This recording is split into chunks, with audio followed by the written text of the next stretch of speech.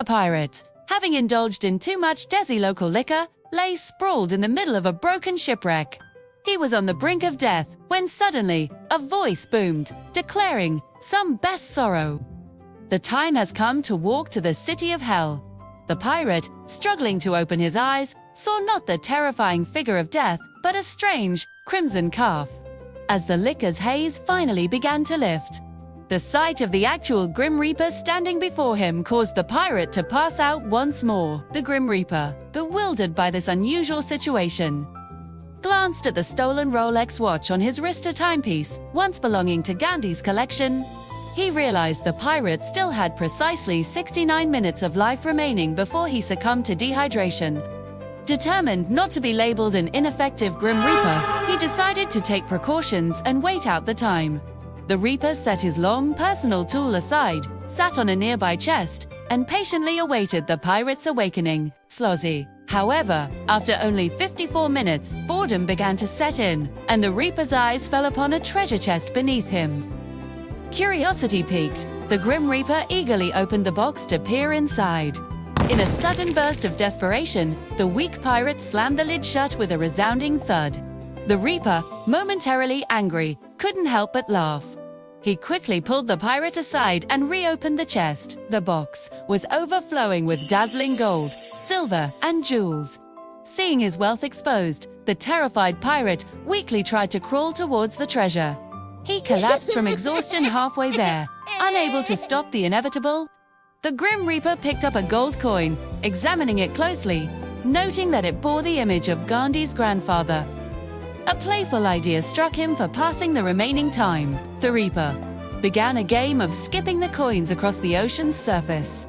On his very first throw, the coin bounced an astonishing 5 times, filling him with excitement. He grabbed more coins and began tossing them into the water in a frenzy. The pirate, watching his life savings accumulated from his oil mat business being wasted into the sea, felt a surge of anguish.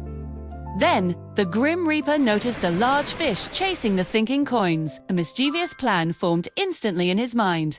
He would catch the fish for his wife's dinner. He tied a coin to a ship's rope, fashioning a makeshift fishing line, and tossed the hook into the sea. In the next moment, the fish swallowed the coin and yanked the Grim Reaper straight into the water. Despite this setback, the Reaper refused to give up, immediately beginning a session of water drifting day. After bumping into a rock, the resourceful Grim Reaper grabbed a broken wooden plank and started surfing. He skillfully began circling the shipwreck. He then extended his long tool, hooked it onto the vessel, and started pulling, initiating a thrilling sea journey. Meanwhile, the precious coin was about to drop into the water. The dying pirate suddenly found strength, leaping up just in time to grab the coin. At that moment, the true form of the large fish was revealed. The fin visible above the surface had merely been bait. The fish was now rapidly approaching a small island.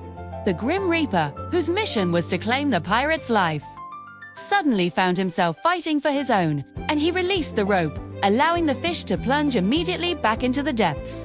However, the ship violently crashed into a rock. The impact launched the pirate high into the air, and he landed directly inside a tavern on the small island. As the coin in his hand clinked onto a table, a glass of beer instantly appeared before him. The greedy sea bandit quickly claimed both the coin and the beer, clutching them tightly. The Grim Reaper, however, had to pay the price for his earlier mischief. He became hopelessly entangled in the ropes and, along with the chest of treasure, sank forever into the depths of the sea.